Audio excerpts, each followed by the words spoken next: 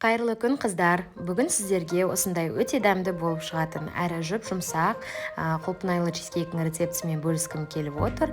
Оны қонақтарға берсеңіздер де бәрі дән риза болып шығатынына сенімдімін.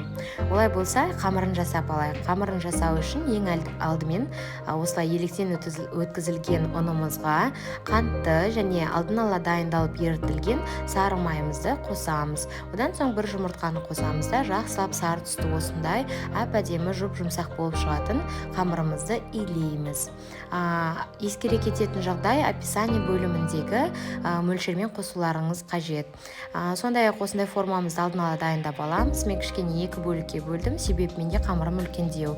Сосын формама осылай барлығын жабыстырып шығамыз. Одан кейін начинкаға кірісеміз. Мен жаңа алдында айтып өткенімдей, құлпынайлы болғандықтан бұл чизкейктің негізгі құрамдарының бірі, ол маңызды ингредиенттердің бірі ол құлпынай. Сондықтан құлпынайды қантпен сковородкада осылай арнайы жай отта ертіп аласыздар. Одан кейін начинкасына кірісеміз. Начинкасы үшін бізде творожный сыр қосамыз, қант және қаймақты, сондай-ақ бір жұмыртқамызды аламыз да жақсылап блендермен араластырамыз. Сонда ешқандай іртіксіз әдемі начинка бізде дайын болып шығады. Осының барлығын бізде дайындап болғаннан кейін әуелі құлпынайды біз жаңағы жасаған қамырымызға жайып шығамыз.